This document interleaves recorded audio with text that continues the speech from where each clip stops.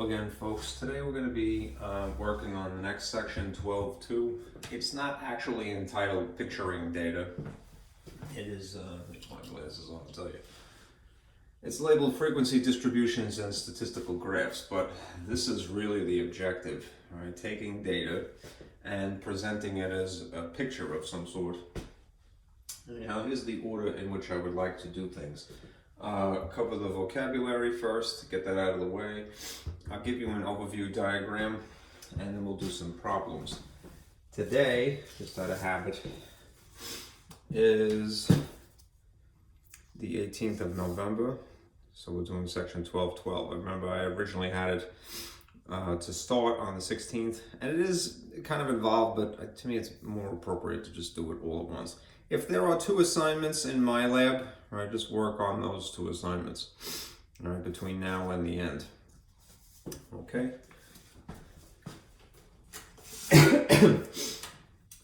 Now let me see. The packet is vast, a lot of pages. All right. Here's a good item again if you want to just collect some of the vocabulary. What is probably more useful is this diagram I had drawn yesterday. This is an overview of the different types of graphs.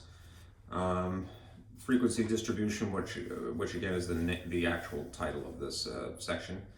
And then these other 2 features, stem and leaf and pie charts.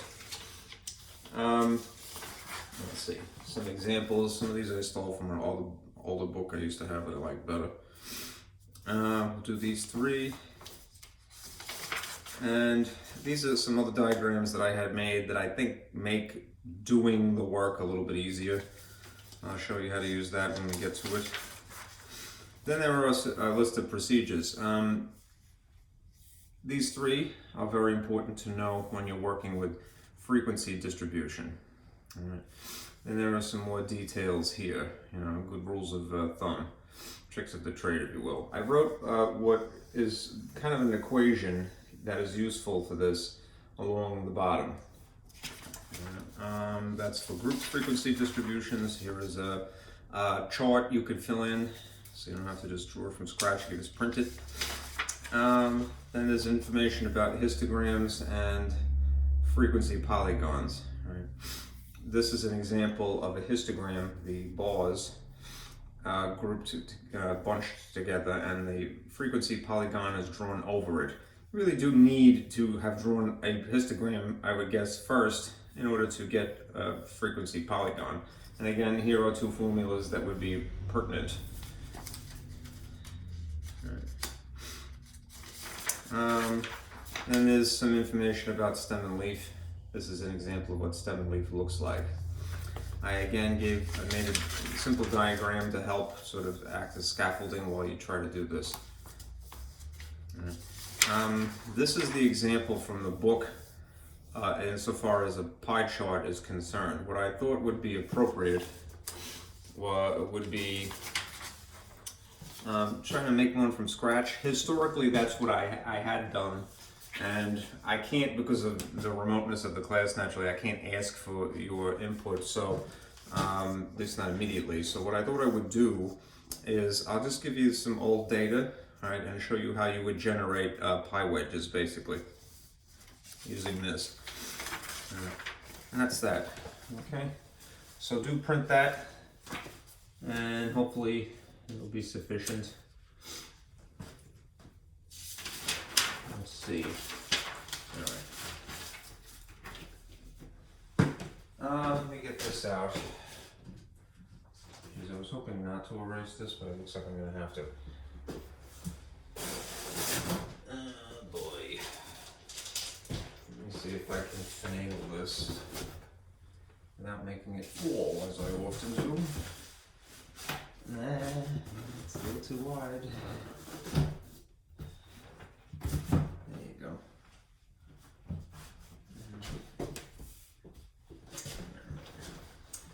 Already, huh? Already being a jerk.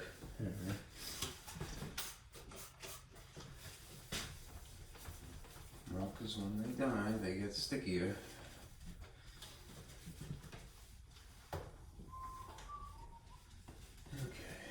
let's just get some vocabulary out of the way. There's always some alien terminology that I like to shed some light on. Okay. I'm going to remind myself not to use that.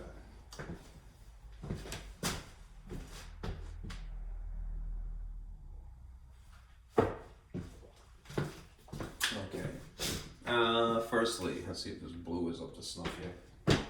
There's this term, good to know, frequent, that's very nice. Frequency.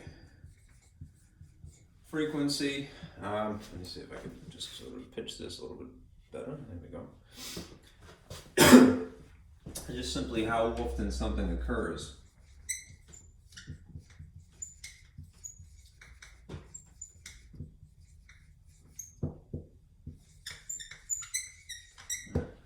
How often is listed. But taking that into consideration, we have to consider what is a frequency distribution then.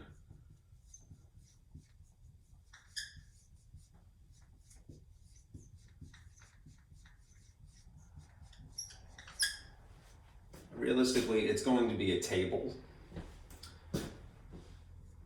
It'll be a table, but to be more, but you can convert it into other things. Let me put that here. A table listing observed values and their corresponding frequencies.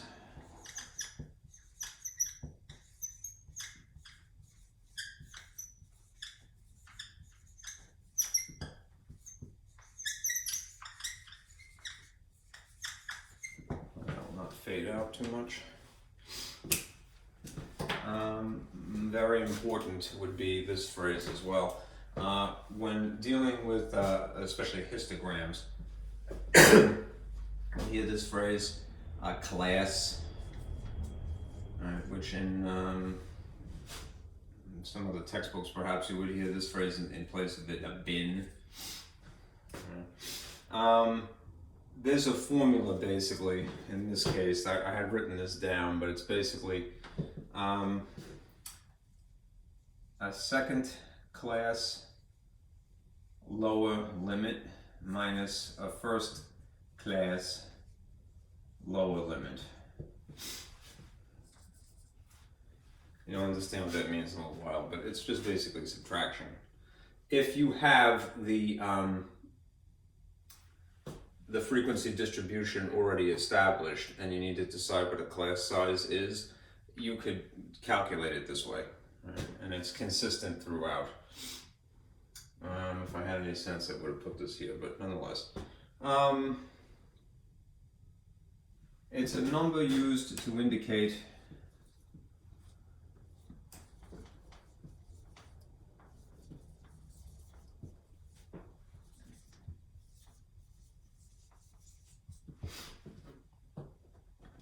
the width of the column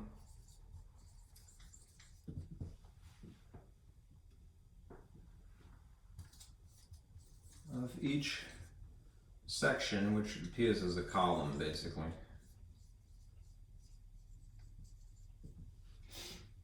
All right, of a frequency distribution.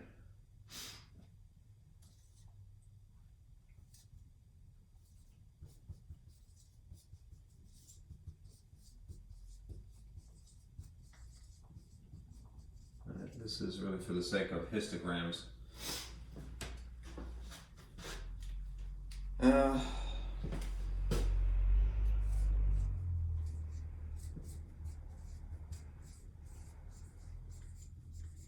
Just kind of squeaking that in there.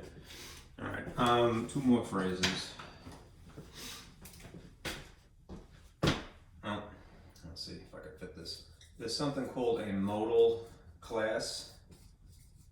Now, if you have any inkling about mean, median, and mode, you might guess what this actually means. All right, it's the class with the greatest frequency.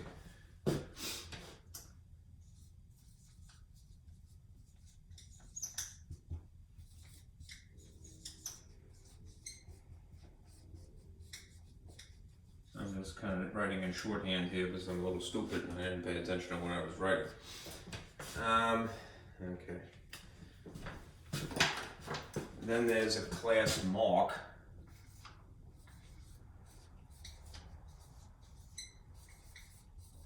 Which is a midpoint, basically.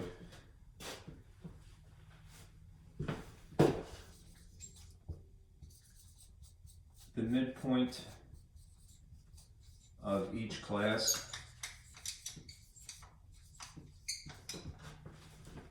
and this is another calculation you could do. My blue is kind of fading out here, so I'm going to open up a new package soon. It's these two things divided by 2.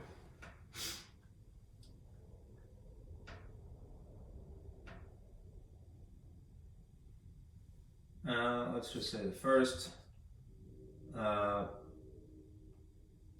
class lower limit plus the first class upper limit. And I have this again written down in one of the handouts, but if you can read that, then I would be very impressed with you if you could. I'm sorry. That's so faint. I'm just saying, it just has to be consistent. It doesn't have to be the first class per se, but I would start with that.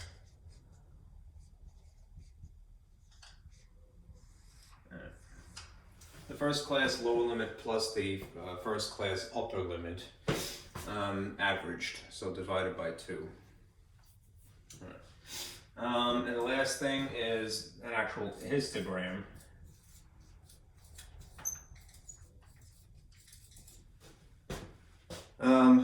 Which is a glorified bar chart, really. It's a graph of frequency distribution using bars.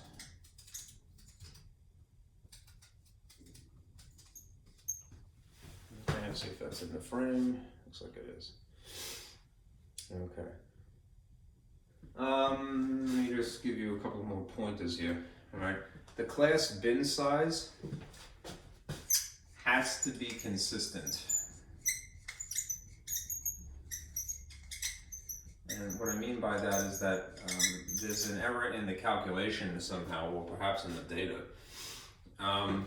If you start getting different numbers, right, you should get consistently the same number, even if you're using the third and the second and the fourth and the third and the fifth and the fourth, right, lower class limits.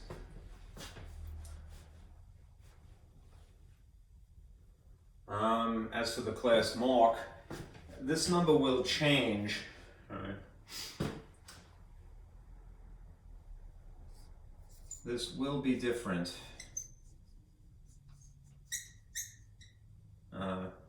each time. Right, the distance between them, though, will be the class bin size as well. It's just scooted over. All right. Okay. Let me get rid of this now.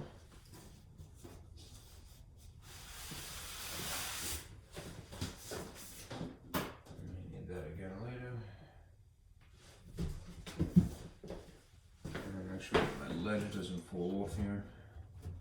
I really do have to fix this. It needs a screw.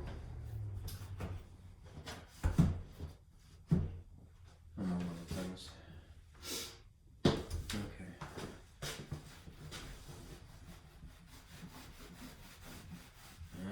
The black writes nicely, but it doesn't go away. It's like the blue normally is. Oh well.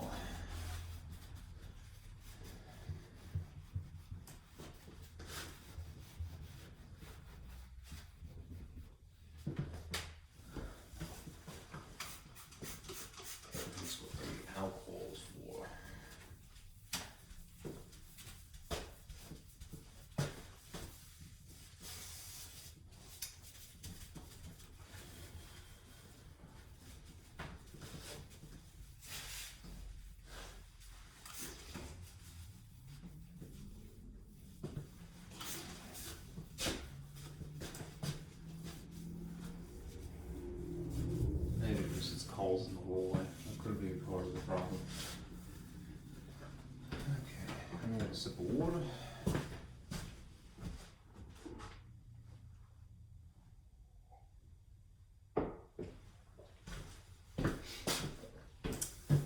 Okay. Now let me explain this diagram.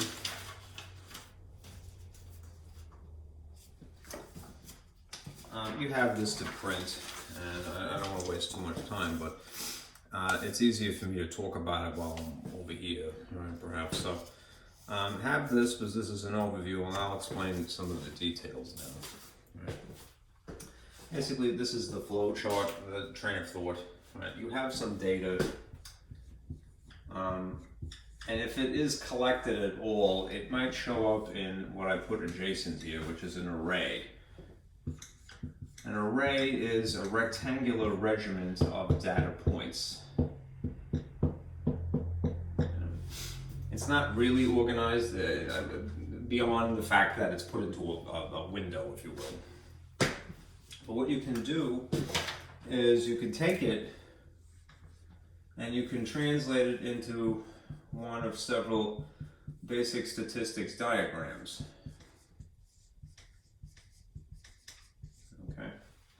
Now, here are your choices. Right. If you are inclined to, you could present this as a frequency distribution, right, which is basically a table by itself. Right. This handout that I have, I'll show you. This would be the simplest frequency distribution. Really, this column that says tally here wouldn't even be present.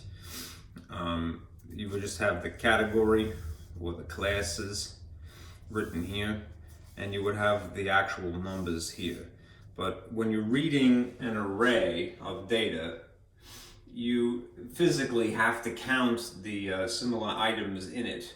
So in order to not lose track, I figured I'd make this column here so that you can count tallies. And just remember, if you've ever done this in cartoons, you ever see, like Bugs Bunny or whatever is in jail, just scratching, time on the wall in the form of tallies, right? You count up to 5, and the fifth one is always across 4. So you count by 5s. All right. Anyhow, there are 2 types. I think I had better break out the new markers here. And hopefully this will be more cooperative.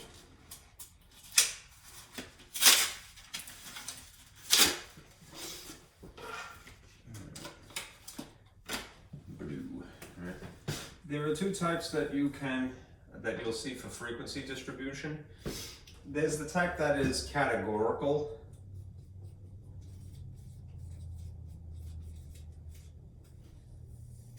And then there's the type that is grouped.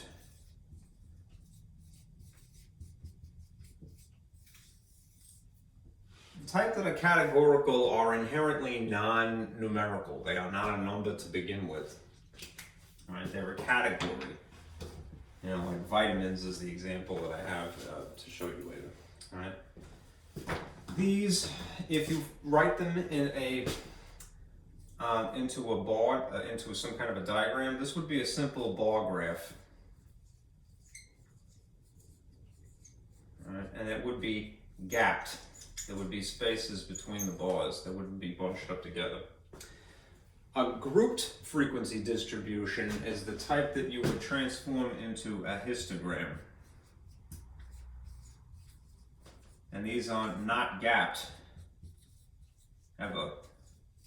Because there's a continuum, right? One is bunched up against the next, right?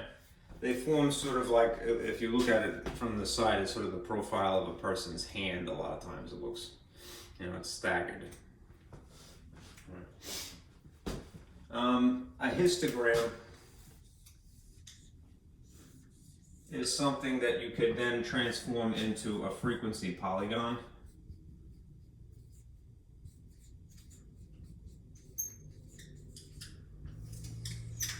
Insofar as the way it looks, if a histogram looks like the profile of your hand, a frequency polygon looks like a mountain range.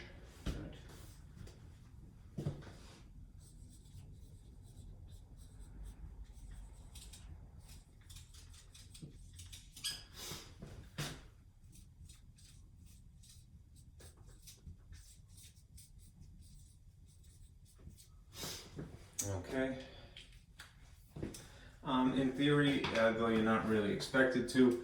If you were to take it one step further and dismiss part of the frequency polygon, you could transform it into something called a line graph. It's just the top, basically.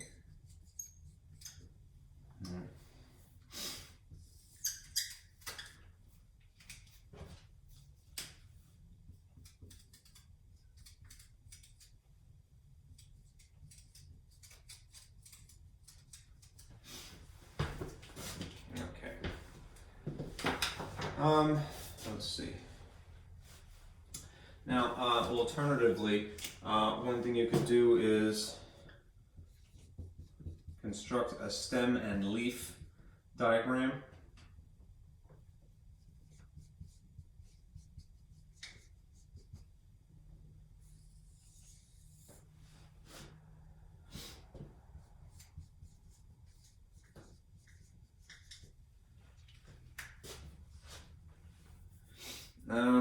And this is for illustrating frequency while also preserving the view of all of the individual data points.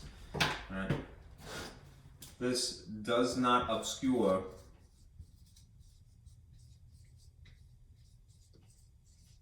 any of the data. Remember, data is, for all intents and purposes, numbers right now. Right? And sometimes you would like to be able to still see it. Right? Not just have a drawing. Right? Well, it is a drawing that the numbers are still visible. Right? I guess what you could say is that this is sort of like a sideways histogram. It's just not using bars.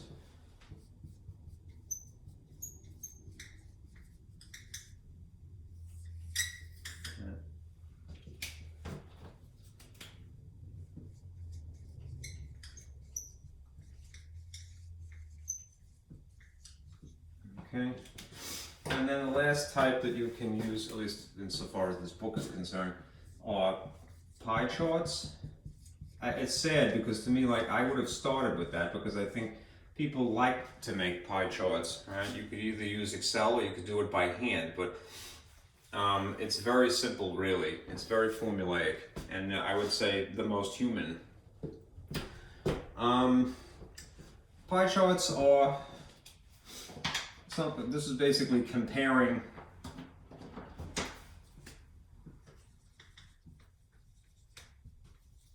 individual parts to a whole. And it's always going to be presented as percents. All right. Anyhow, the category would be referred to as a circle graph.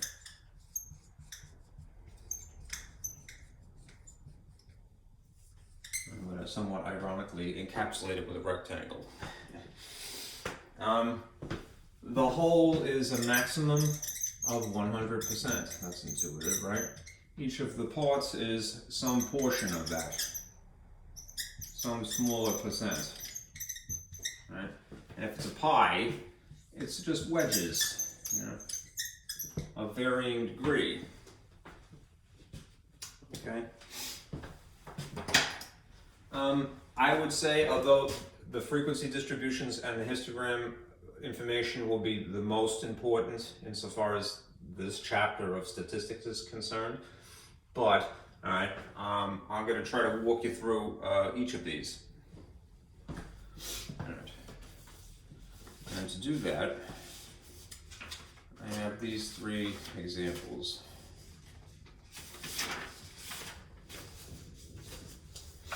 All right. So if we have this, let's pay attention to this first one. I have it labeled as such. This is for categorical frequency distribution. Again, it's just, if you're talking about a frequency distribution, it's a table primarily. You can transform it into something else that's more aesthetically pleasant, but we're going to just get your feet wet by doing this type. A table for categorical frequency distribution. Let me erase this.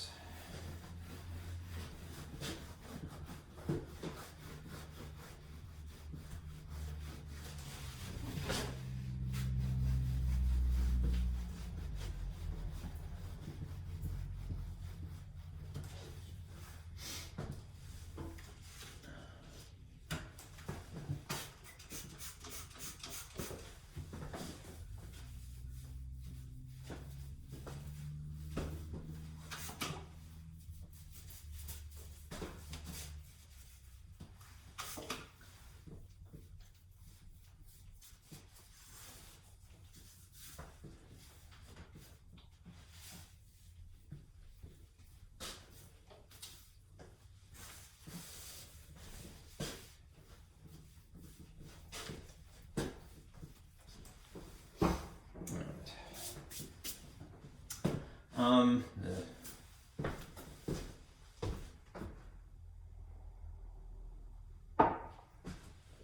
may need to clean my eraser too. That's not that bad. Alright, if you take this array here, and these are vitamins, basically what we're going to do is use this table here, and I'm going to draw it on the board behind me. Alright, and then unfortunately I have to painstakingly count each type. If there's an error somewhere in the process, it's very likely that the person just simply miscounted. So, let me construct a little diagram here. Go for T-square.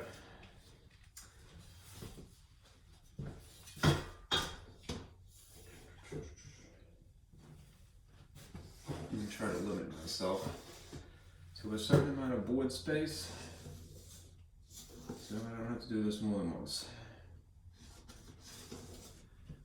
That's fudged. Okay.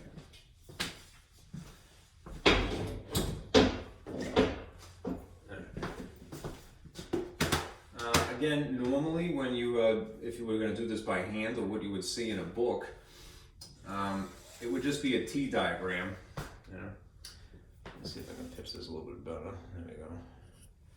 But I think if you're going to have to do it from scratch, probably would be better if you had it in this sort of TT shape here.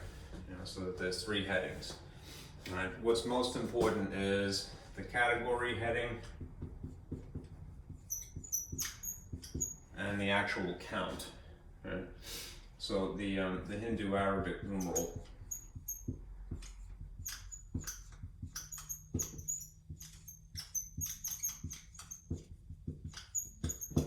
The tally is just what I put in there because you really need to keep track. I'm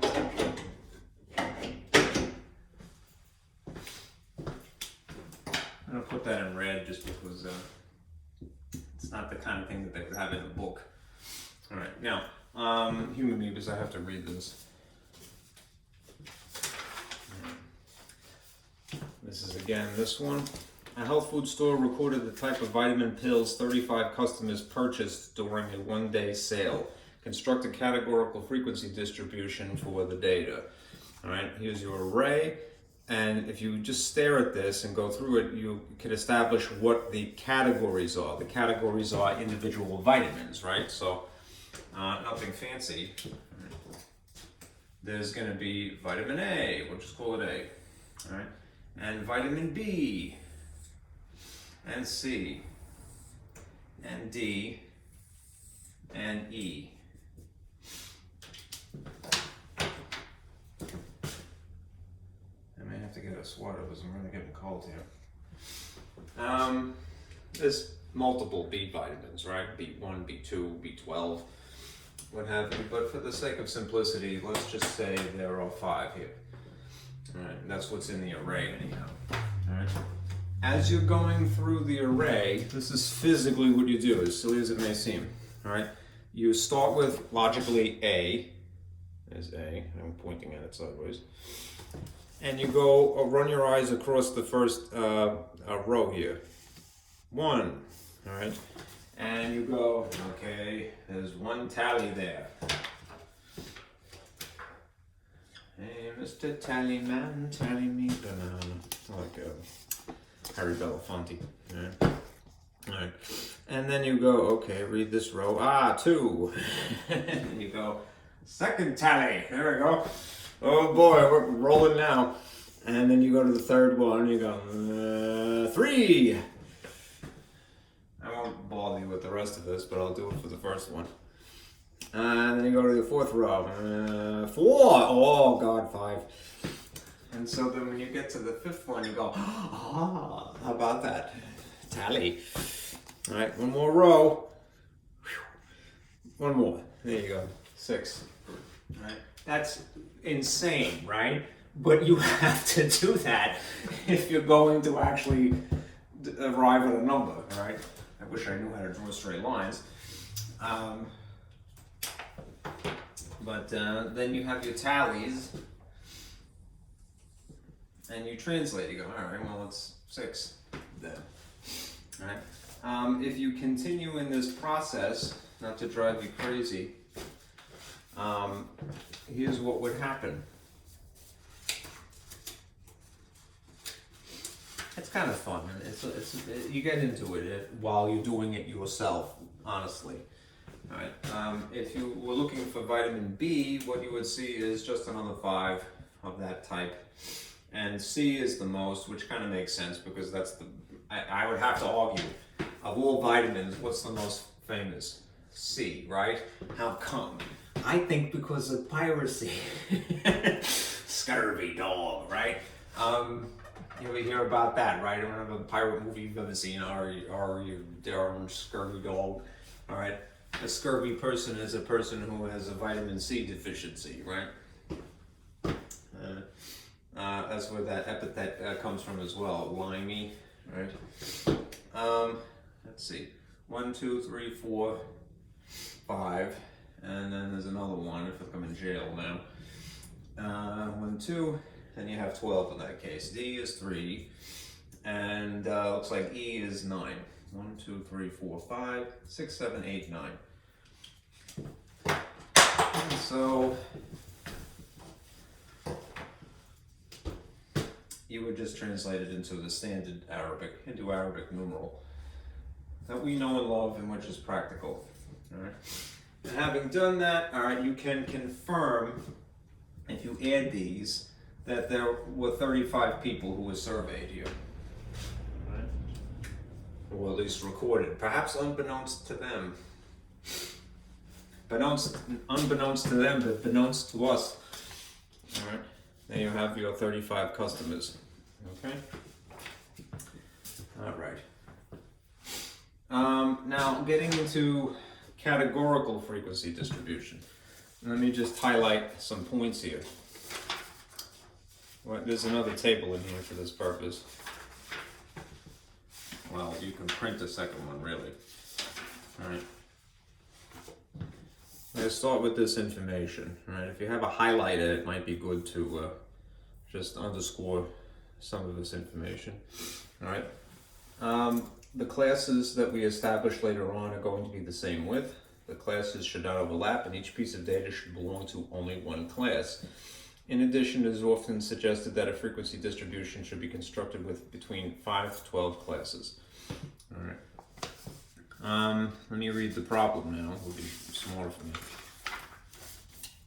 This is a similar process, all right, but we're going to turn this one into a histogram and then a frequency polygon. I have to read it. All right. In one math class, the data below represent the number of hours each student spends on homework in an average week. Construct a grouped frequency distribution for the data using 6 classes. So they tell you what the classes will be. All right. In this case, this is the vitamin problem. Vitamins. And this is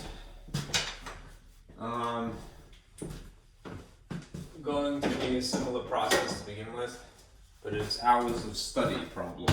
So let me just get a T in here. And a second one.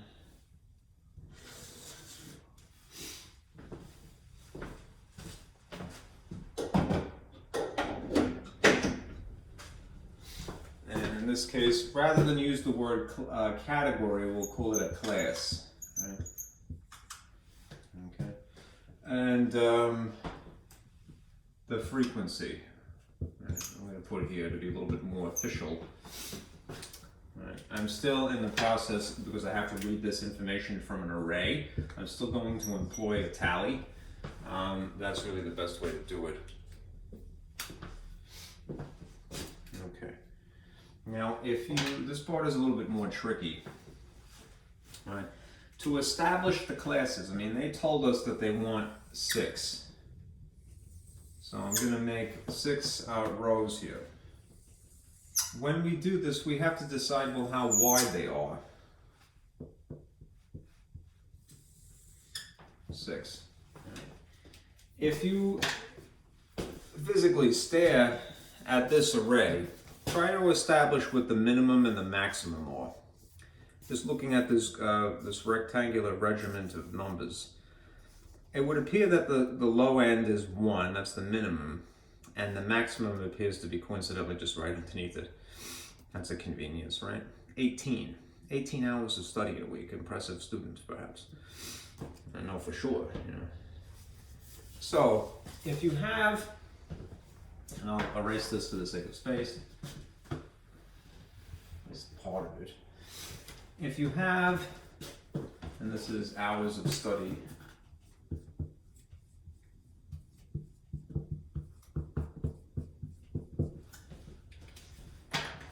if you have a minimum of 1 and a maximum of 18, and they're requiring us to break into 6 classes, there's a couple of ways you can do it, right?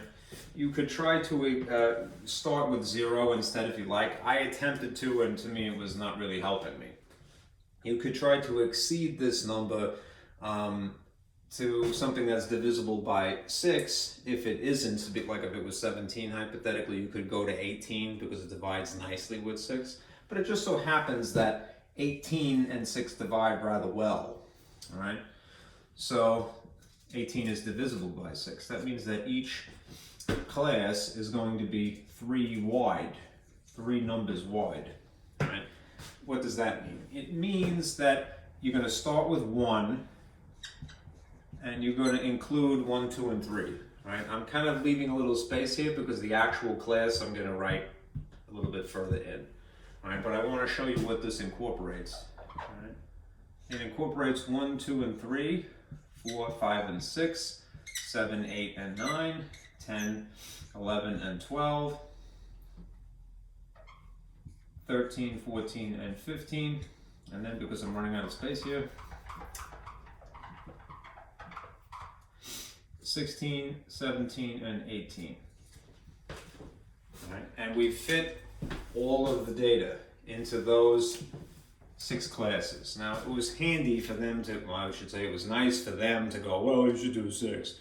But we're not trying to get in trouble here. The way that a class appears is usually hyphenated. So it doesn't have to be in parentheses, but I'm going to encapsulate it just to make it very official looking. Okay, so it's 1 to 3, right? It's 4 to 6, it's 7 to 9, it's 10 to 12, it's 13 to 15, it's 16 to 18, right? And that is more likely what you see in blue, how it appears in an actual table, right? Now, I'm still going to need to employ a tally to figure out what the frequency is. And what is the frequency? It's the Hindu-Arabic number, right? So, humor me for a moment, right? Again, you would physically stare at this now that we figured out what the minimum and the maximum is, and figured out how far apart they are. They're technically 17 apart, but we're going to go with them being 18 apart, all right? Now, you would read the first row, and you would make a tally mark to count. Now, it's a little bit harder because you're trying to cover 3 bases here, all right? You're looking for 1, 2, or 3, right? And you're going to make a mark based upon having seen 1, 2, or 3. You got to do the whole table 6 times, right? So you go, all right, that's 1, 2, and let's see, 3, 4, 5, 6, 7, looks like 8, all right? You would, in theory, as you're going through this, and tallies would make it easier because you keep track, you would have 8.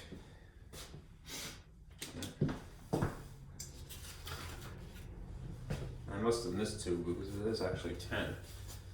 Reading it backwards is not cool. 1, 2, 3, yeah, 4, 5, 6, 7, 8, 9, 10. Yeah, it is 10. Okay. 10, sorry. All right. So then you would go, okay, well, it's a frequency of 10 then. All right, again, what is in blue is more likely the way a table would appear in a book. All right. If you continued in due course here, the 4 to 6 category, you'd have 14. 1, 2, 3, 4, 5, 6, 7, 8, 9, 10, 11, 12, 13, 14.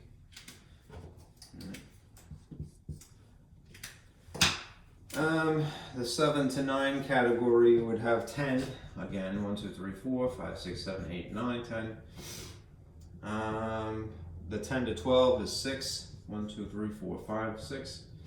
And you could confirm or deny this if you need to. I would encourage you to try it yourself. That's how you learn. 1, 2, 3, 4, 5. All right, but here is the process as it is unfolding. All right, so you would have 10, 14, 10, 6, 5, and 5. All right, well, again, what is in blue is really the table that you would see. Okay, now let me erase this side. Notice the similarities, all right? It's the same process to establish the table, but the headings would be different, right? These would be called classes for something that is a grouped frequency distribution and ultimately a histogram, all right? And this is just a category if we're referring to it as a categorical frequency, all right? And I think it would be better labeled as labeling it what it is, not just what it is in the planar term. All right. Let's get this out of the way. I'm gonna probably need graph paper in a moment, but let me see what I can get away with.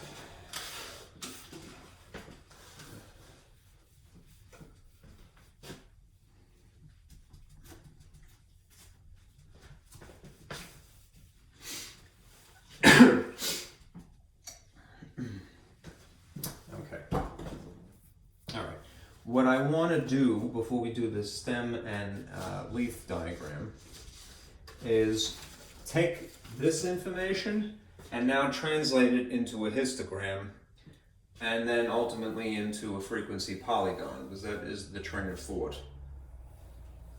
All right. Now, in order to do that in our case, what I had prepared for you is there's a chart already drawn. All right. So if you have this piece of paper printed, all right, you don't have to worry about getting graph paper and making axes. You could just use this. Notice something, all right? This is quadrant 1, right? This isn't super important, but you know how we have a coordinate plane, X and Y, all right? And this is math world, basically. Math world is where everything is possible. There's a quadrant 1, a quadrant 2, a quadrant 3, and a quadrant 4. It's like Rocky movies, right? Quadrant 1, although they don't label it that, and they may change the names of the axes, time instead of X, Y is money sometimes.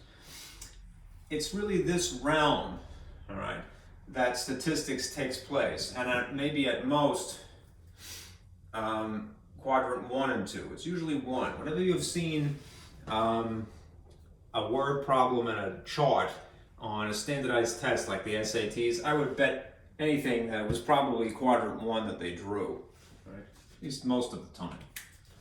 You know, for something that's business math or what have you. Anyhow, math world is anything that is possible. Statistics is real life. You know? So it's a little bit narrower. Jeez, that's like anti-Disney, right? Nothing is possible. Come to Zieglerland, the happiest place on earth, where nothing is possible.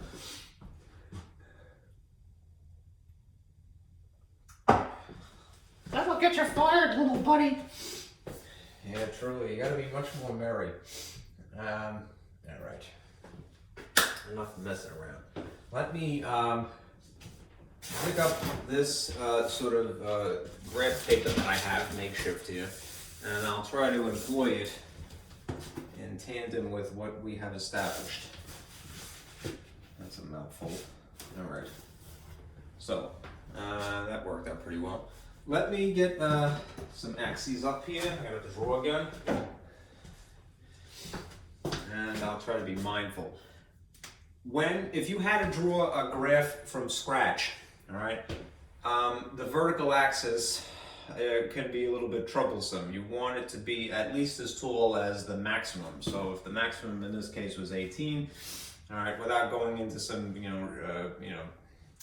visual techniques of chopping, let me make sure that I have 18 here. So I'm gonna count 1, 2, 3, 4, 5, 6, 8, 9, 10, 11, 12, 13, 14, 15, 16, 17, 18.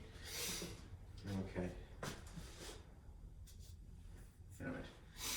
So I may not end up needing it all, but that would be worst case scenario here. All right.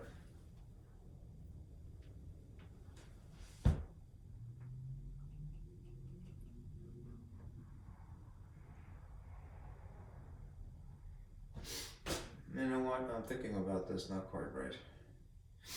I'm overcompensating, but it's okay.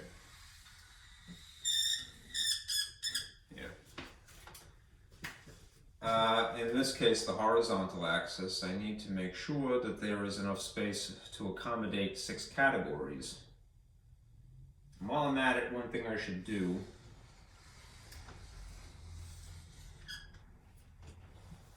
is remind myself and you of some information here. Let me point this out before I continue. Yeah.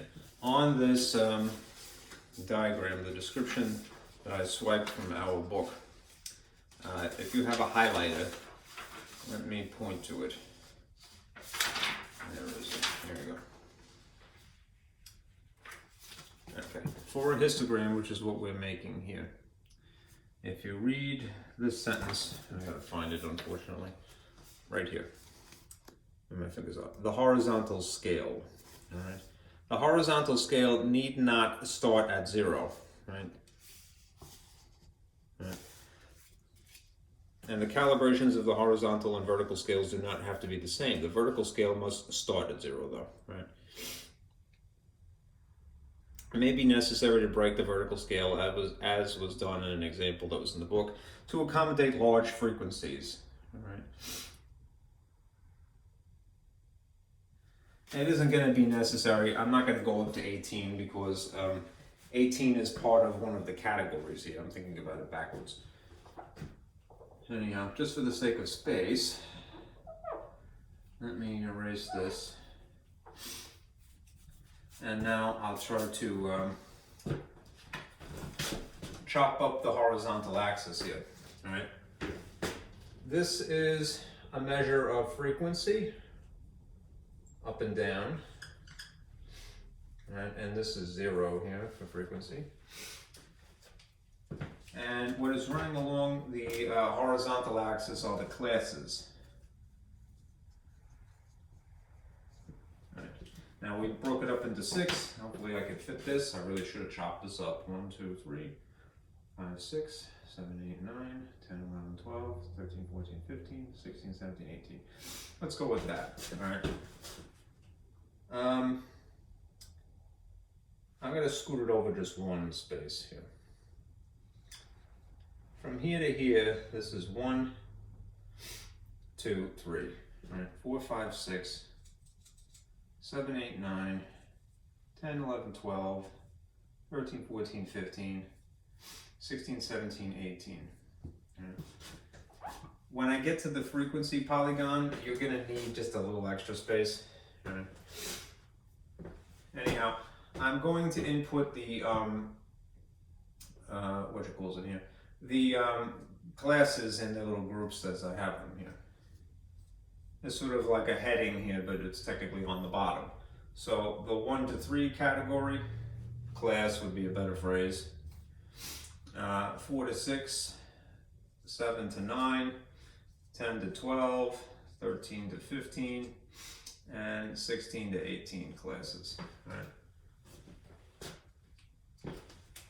All right, now here's the fun part. If you made tallies, as in this case, this is the table that I established in my own notebook. All right.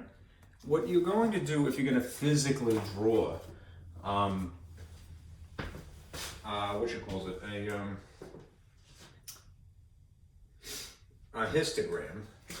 This is a histogram, a glorified bar chart. And I'll make the units here just exactly as they are. 1, 2, 3, 4, 5, 6, and so forth. You're going to replace the tallies with maybe X's. Right?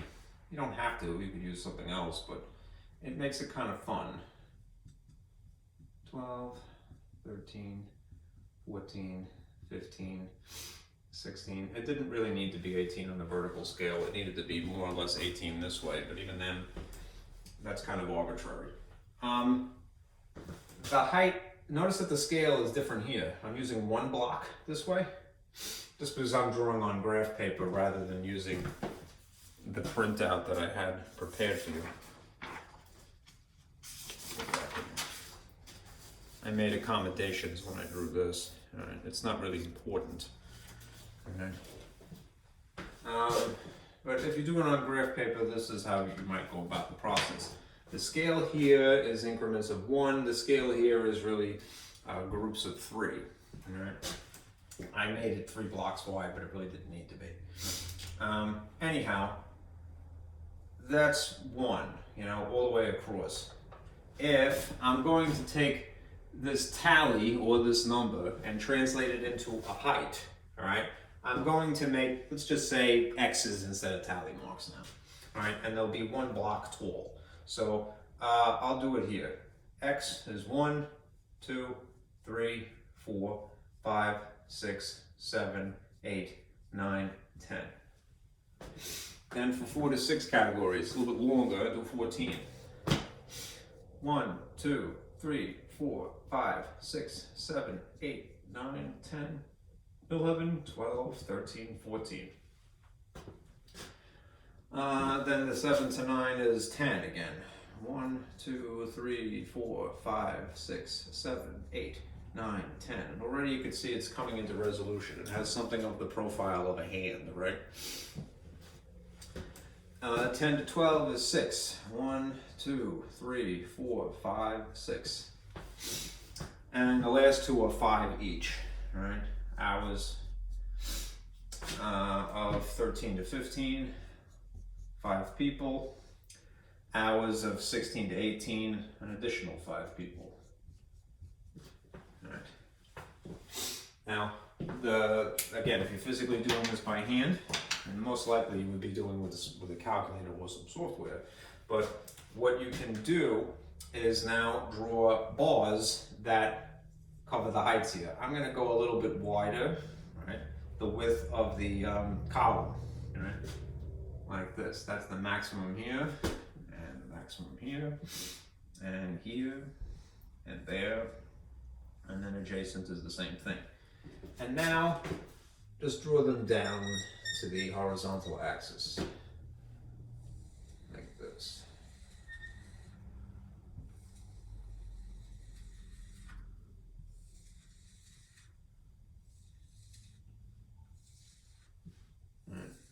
And that is a histogram, a bar chart.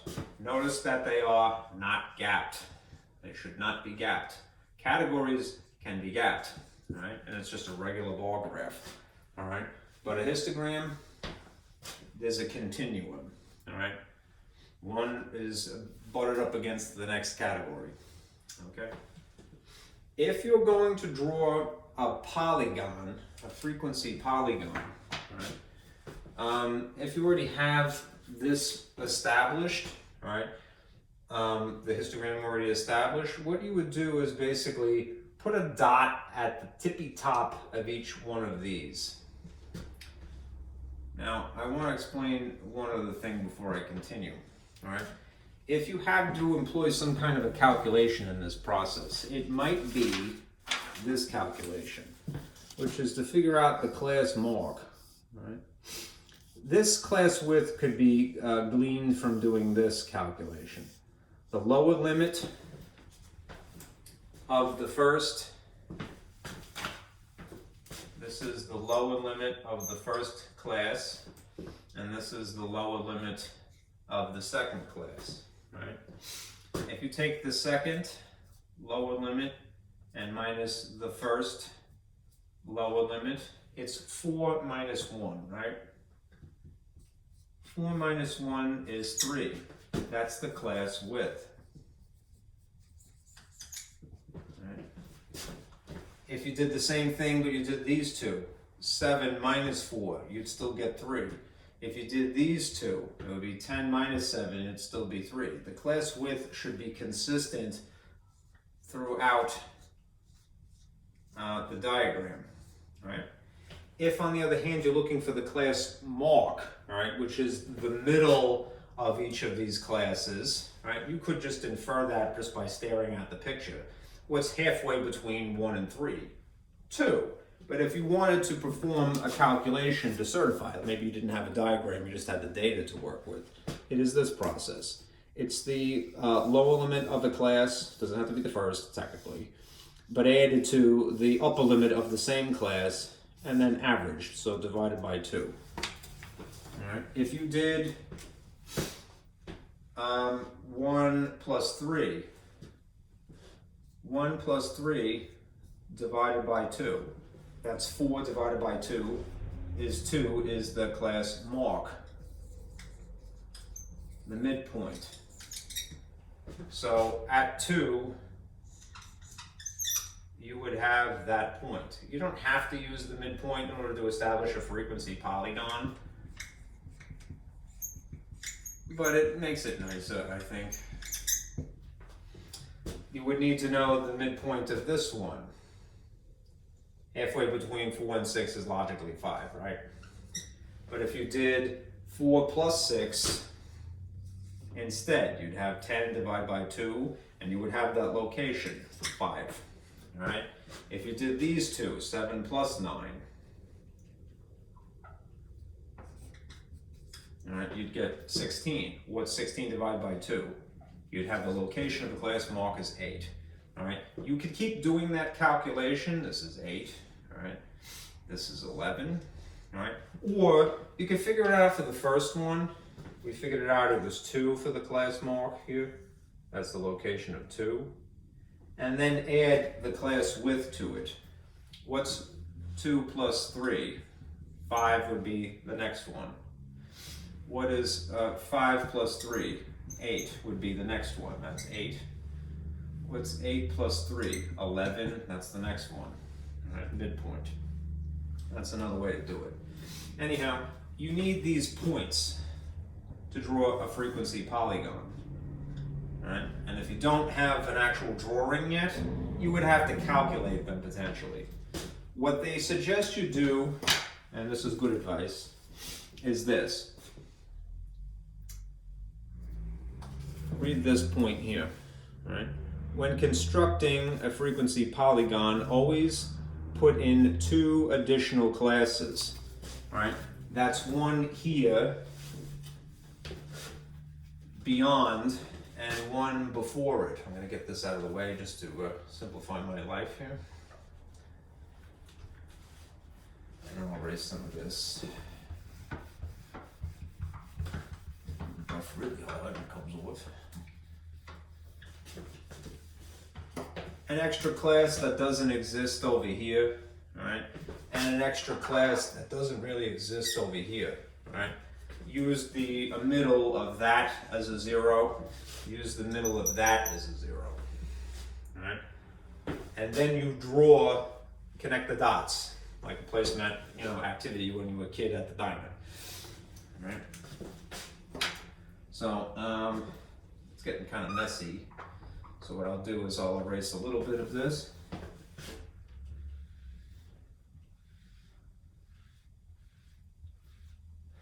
And we'll have fun connecting the dots.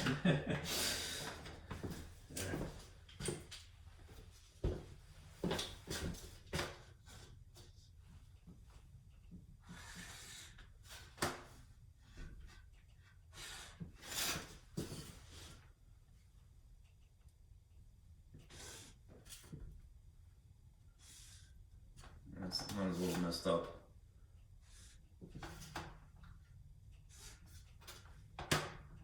Anyhow, you want to get back to the ground eventually.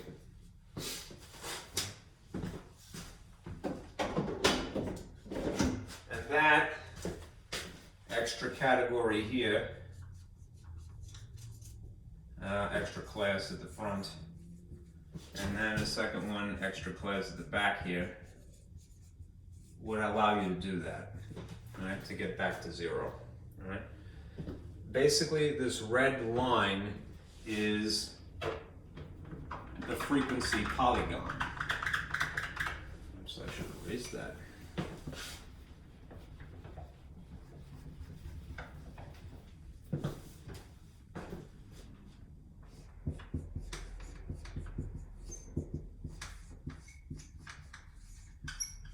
Alright. The green bars, if I were a little bit more strategic, I would have written that in green. Alright. The green bars are your histogram. Okay. And one can be gotten from the other. Okay. And that's it. It's kind of fun, actually, I feel.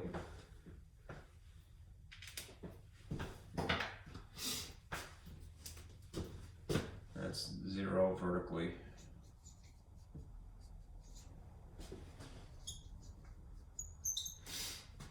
Okay. If you want, you could shade these in as well. Okay.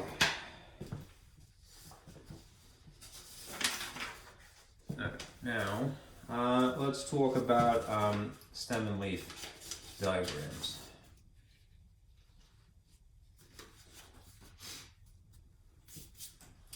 I better spray this.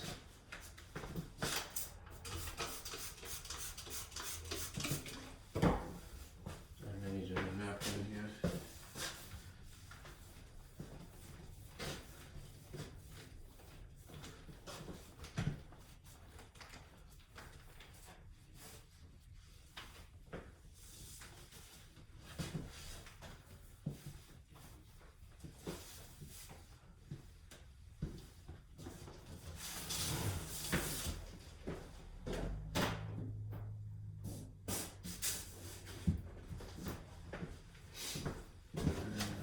That's okay.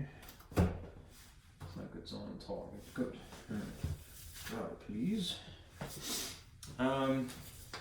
To discuss this, let me go backward to the third example here. Okay, so you see this third example here. This is, again, I stole this from the Modal textbook, so it's a little bit of dated information, but it's the array that we're really after. All right. It's no secret that gas prices have fluctuated wildly in the last few years. This textbook, I want to say, come from the mid-2010s. All right. But from 1980 to 1999, they were surprisingly stable. I can vouch for that. All right. According to the Energy Information Administration, which sounds made up, the data below represent the average price in cents per gallon of regular unleaded gas for those respective years. Draw a stem and leaf plot of the data, right? So when you see something like this, 119 cents, that's $1.19, all right, $1.30, 86 cents. I remember that. About 1997, all right, gasoline was dirt cheap, all right, for a little while, a few years, you know, up until about maybe 2003 or 4, all right, then it got really bad, all right. Nowadays it's not too horrible, but we really need to get off it anyway. It's just terrible for the environment. And ultimately us too. Anyhow, this is 86 cents, 90 cents, and so forth. This is somewhere between 1980 and 1999. It's jumbled, right? If you construct a stem and leaf plot, right? Let me draw a diagram again. I gave you a scaffold, right, to use that looks like this. All right. We're going to take the data array and break it up into stems, which are basically in our case the tens, not the tens place, but the yes, the tens place and the hundreds place. written on one side of a line, and then the units, or what would technically be the ones place, if we're looking at it in terms of cents and not fractions of a dollar, would be on the right side. All right. This is the scaffold that I'm mentioning here. All right. It's just a simple T diagram. All right. One side is tens and hundreds place. The other side is basically the ones place. Okay. So it doesn't have to be anything spectacular. I'm going to do this. I wish it would get straighter. That would be great.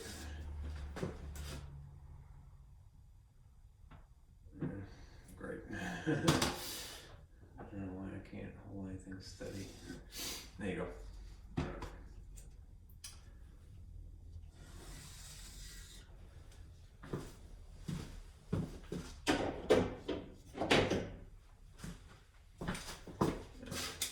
This is for the problem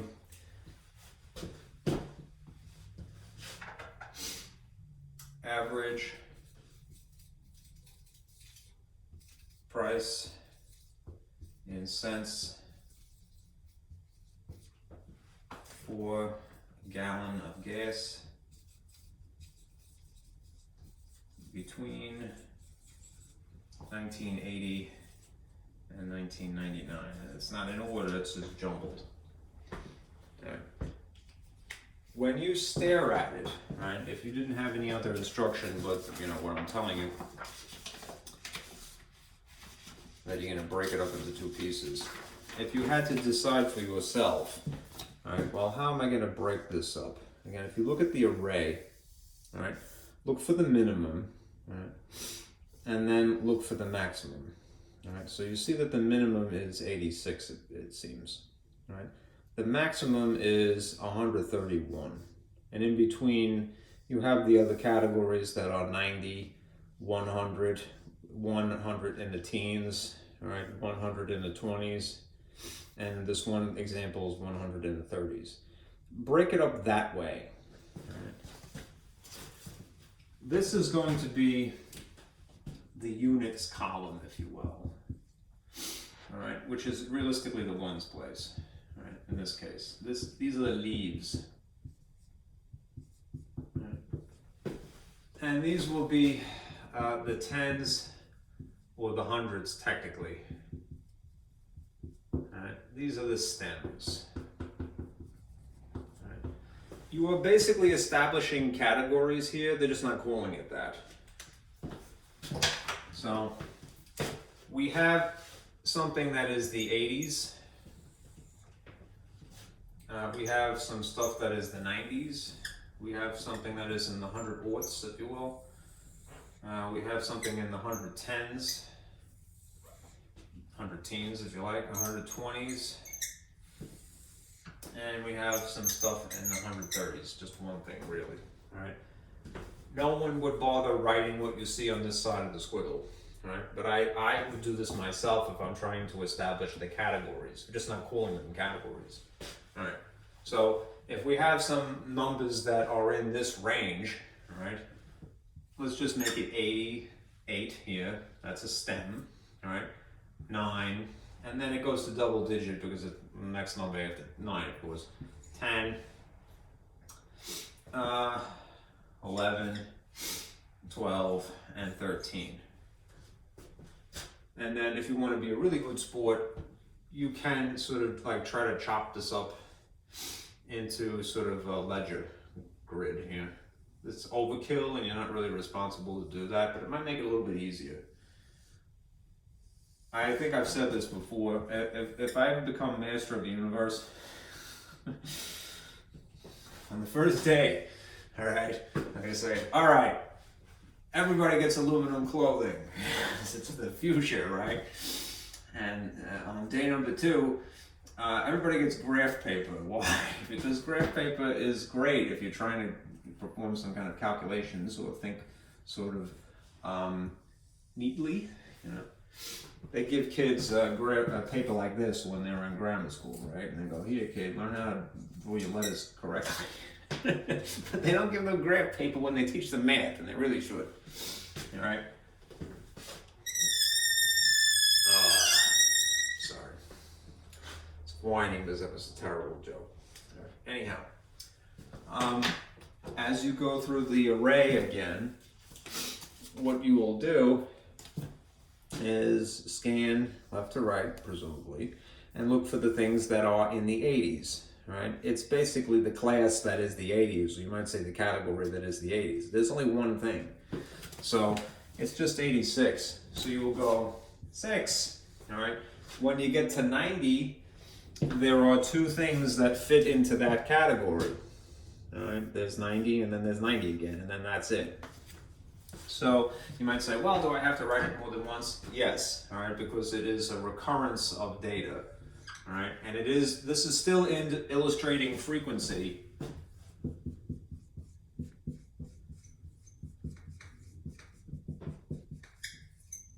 It's just doing it in a peculiar way that allows you to see the data.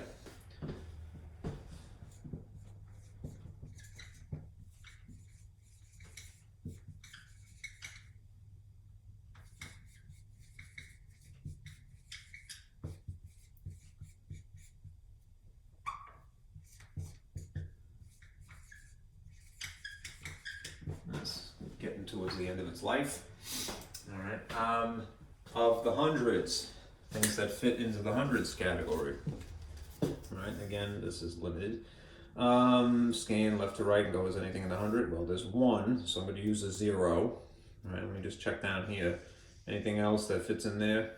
Looks like that one, 106, I believe it is. Yes. All right. I hate reading backwards. So you'd have 0 and you would have 6. All right. And if you continue in this manner, the 100 teens, if you will, 110s, all right, there's quite a lot of them. 119, 113, 112, 115, 114, 113, 111, 111, 115, and 117. You could see that again, of that category or class, whichever you really want to refer to it in this case, because it's not a histogram per se, it's kind of a sideways histogram, that this is the category, the 110s, if you will, that has the most data. All right. Of the 20s, 120s, you have 122, 133, 133, 123, 123, 123.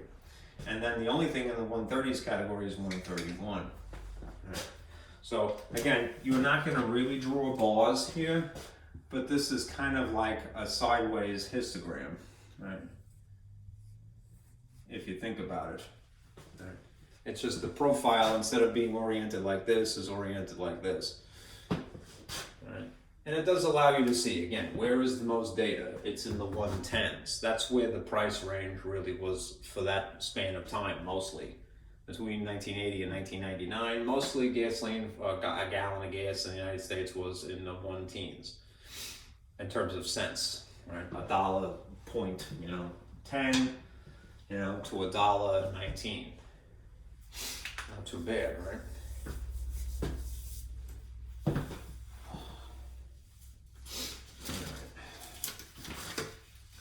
We're on time, we're doing okay.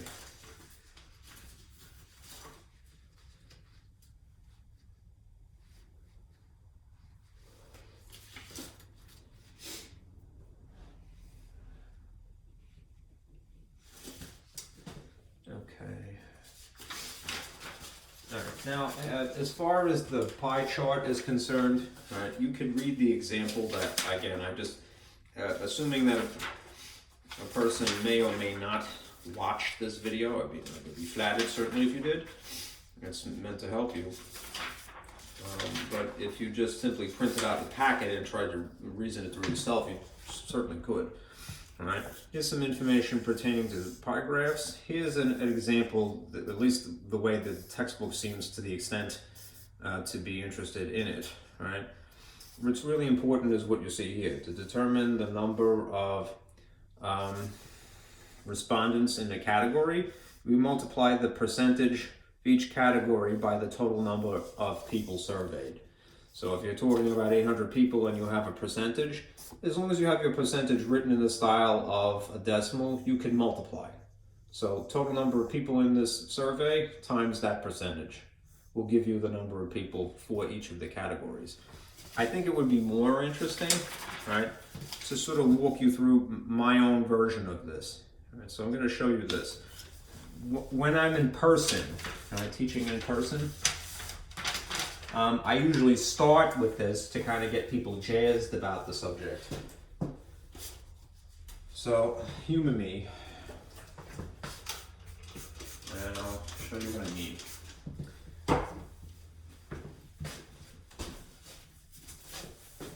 There's that diagram that you can print out, which is, again, a scaffold for basically doing the calculation, constructing a pie chart. They're fun. I mean, I really genuinely mean that when I say it. Right? Making pie charts which dress up, you know, whatever report you're doing, even if it's a simple survey. All right. Having some kind of an infographic makes something more enjoyable to read, doesn't it? All right. Here's this thing. All right. If you want to follow along, print this out. Again, we have some kind of similar scaffolding here, right? There's categories, right? And then a tally, right? If you're taking a survey to keep track really easy. And we're going to translate the tally into a fraction, and then translate the fraction into a decimal if necessary. And then translate the decimal into a percent. And then if you're trying to draw a pie chart, which is a circle, you need degrees, right? Or some kind of a unit. So this would be the more commonplace unit, degrees, right? And I wrote instructions as to what's going on here. To calculate a decimal, you would divide the top of a fraction by the bottom. The numerator divided by the denominator. All right? If you're trying to get a ratio or a fraction to begin with, it's the frequency and then the sum, the total underneath it. So the diagram that I had constructed for my in-class exercise was for movie categories. I think what I'll do is in Canvas, I'll give you the data so you can use it if you want to. And I'll give you the spreadsheet even if you want to make pie charts with Microsoft Excel. And I want to just this one time at least show you what the thought process involves. I think you'll get a better appreciation for it, and then you might like it yourself. This is really dying.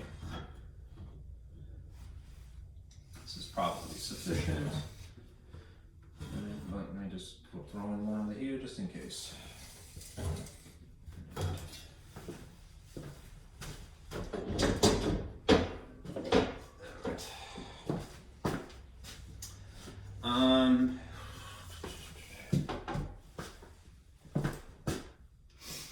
This was a survey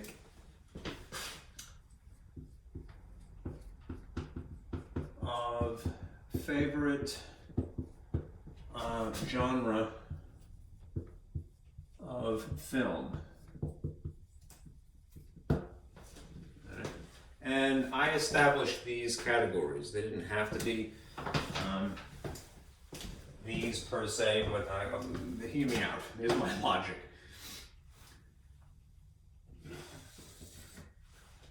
One, two, three, four, five, six.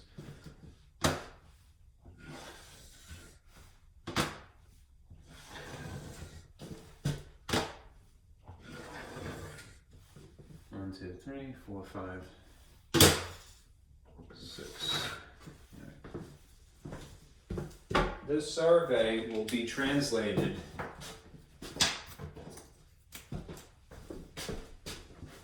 into a pie chart, a circle graph, whatever you want to call it. Right. But in order to do that, you need to establish degrees, right, that you would either physically measure, or you could get Microsoft Excel or some other software to do that for you. Right? percentages would make it a little bit more user-friendly. When you see your Pi wedges, your pie chart, and how it's broken up, you would like to see percentages. In order to get from here to there, you would need a decimal, right? Or at least a fraction, which I'm using the phrase ratio in this case, it means the same thing. And if you're going to take a survey, just to get through it without losing track, you keep tally marks, right? And here's my categories. Hopefully that's not too faint either. All right. I think I may have to twist those. I decided, I called this just to get started, A, B, C, D, and E, just to have 5 categories. Action adventure films.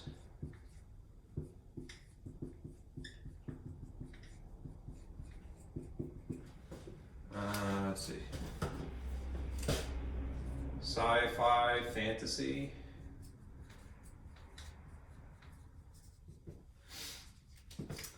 Horror.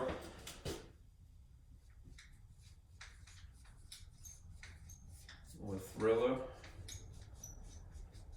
And I'll explain why I chose these in tandem in a moment. Dramas.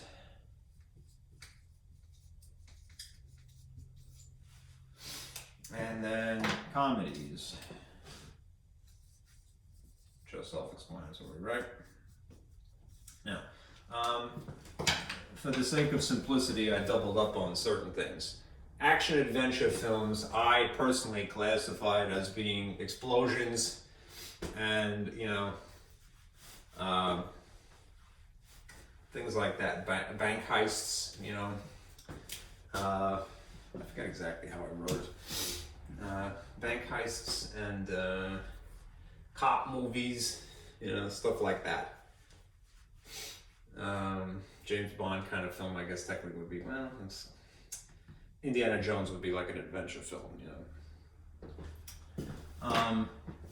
Sci-fi is things like space and dinosaurs and, killer robot, and, fantasy is something like Lord of the Rings, It's something that's not really historically correct, but it just sort of looks medieval, Horror and thriller. Now here's why I group these things together. They're scary, right?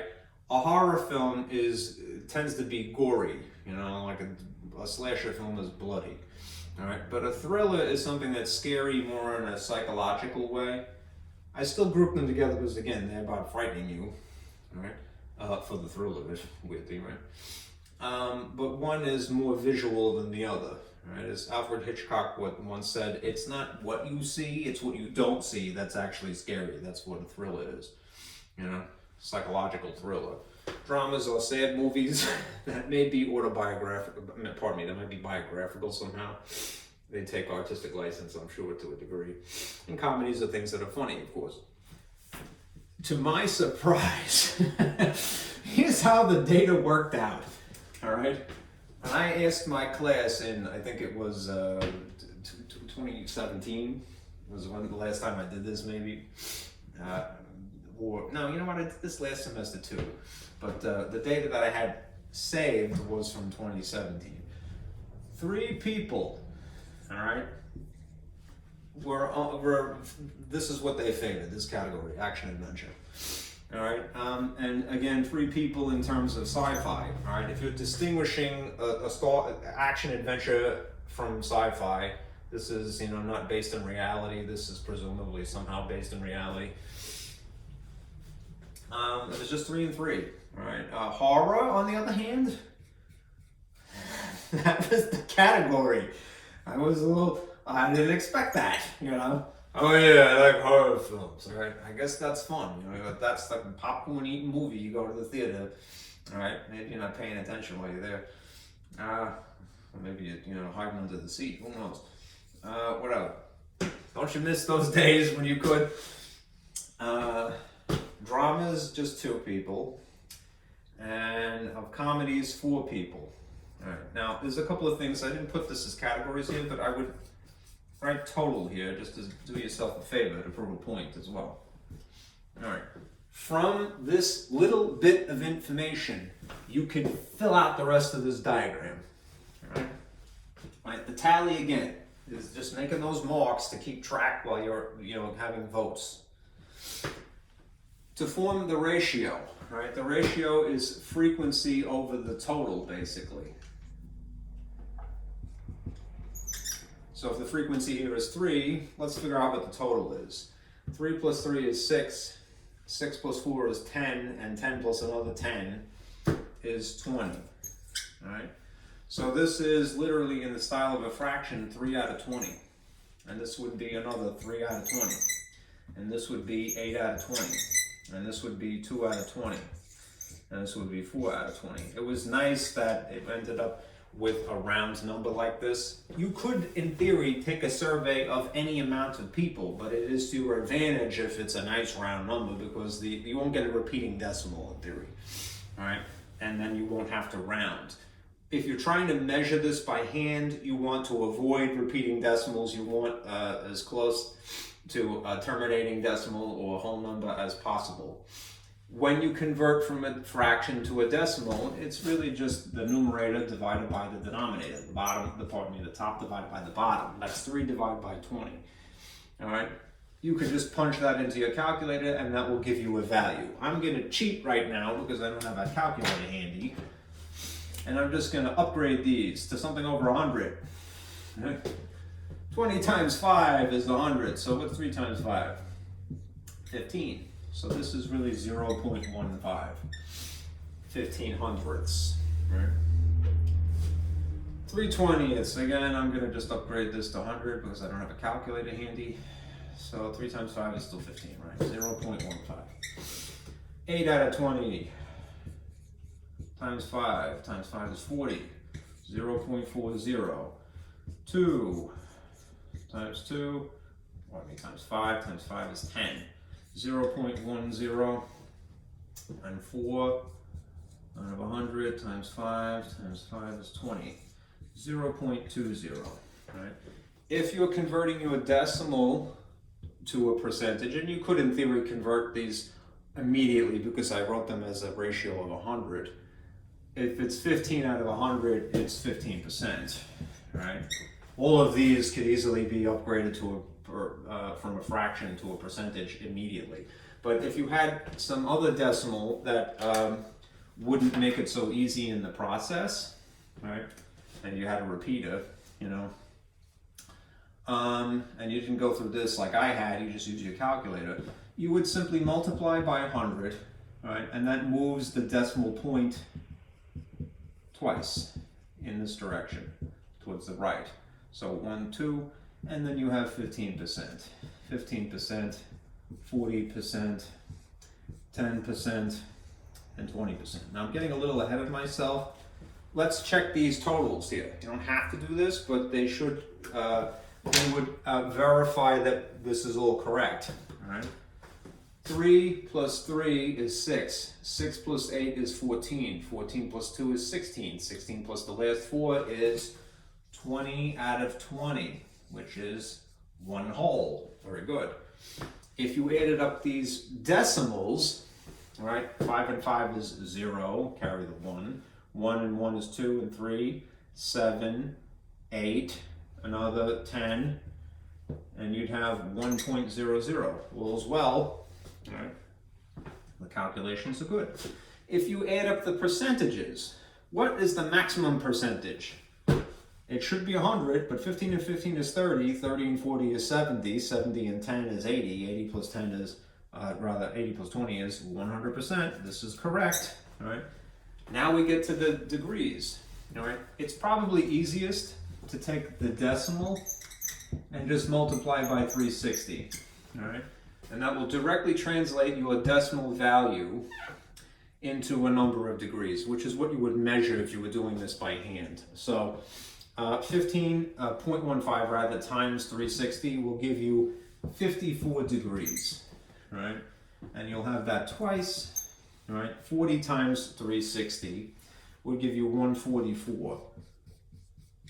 All right, and 0.40 times 360 is apparently 36 degrees. And 0.20 times 360 is 72. Now, if you add up the number of degrees, what is the maximum that should be there? Well, these are a fraction of 360, so if you added all of these together, all of these fractions in theory, they would be 360, and they are. Right? That's a way of verifying as you're going through the process that everything is legit. All right? And again, when you're taking a survey, it could be any amount of people. Ideally, it is as many people as possible because you'll get better information. Right? Now, how would you go and make a pie chart from this? Well, once you have the degrees and the percentages and the categories, that's really all you need if you want to make a nice pie chart. You start with a circle. Let me see if I have one. I have a stencil here I made from last semester, so I'll use this. Hopefully it's not too flimsy.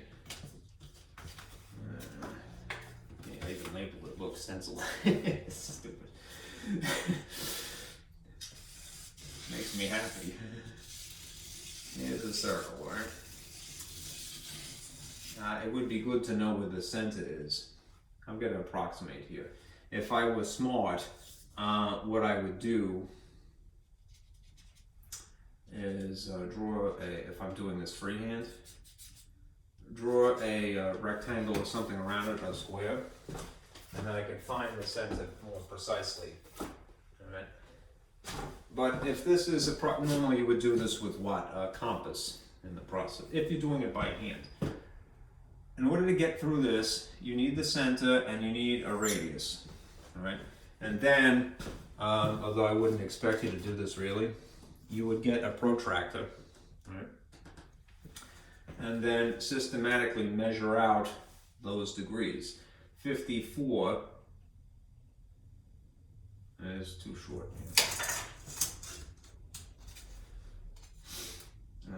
Line it up nicely. 54 is about there. My hands are very cold. I can't grab it. You would have a pi wedge that looks like this, right? When you're reading the next one, you pick up where you left off, right? And you go, all right, this is about 54 there. And then 144, although it would be a little bit tricky, you could rotate the page. I wish I had a better implement here. 144 from this line is 0 now. Is about there, and then picking up from there, you do the next 136,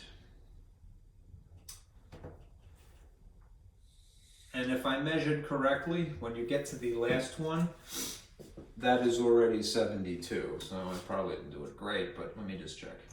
I got it as about 70, but that's not bad. Okay. You doing this naturally on a piece of paper and a little bit more carefully than me standing up and it's sliding all over. Right. Anyhow, the fun part would be coloring it, even if that sounds silly, and labeling it, right? I'm just gonna use my letters that I have here, but you would either in on a piece of paper or in Microsoft Excel, you could change the labels. So this would be action adventure, this would be sci-fi, this would be horror, this would be drama, and this would be comedies. All right, I would put the percentages oftentimes. So this is 15% of people, and the number of degrees, if you want to make it obvious, 54. This is another 15%, all right, and it's another 54. And this is 40%. And that's 144 degrees. Now notice something, that makes perfect sense because a half of a circle would be 50, but this is just shy of that by 10 degrees. The next one is, pardon me, it's a half would be 180 degrees, but the balance is 36 degrees, sorry. The percentage is another 10. So this is 10% here. And then the last one is 20%, and it's 72 degrees. Yeah. And again, you could shade in the wedges if you like.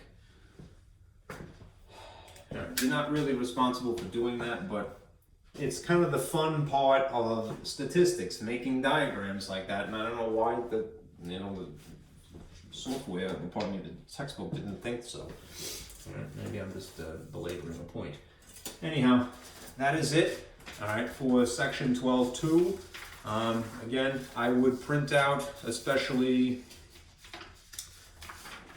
this diagram, and hopefully it is a good summary of the information that you would need. And then if you're not happy with my explanation, all right, at least have these procedures that I glommed from the textbook. All right, there's the any sort of equation that you might need, and some examples, and a list of pertinent information. Okay, all right.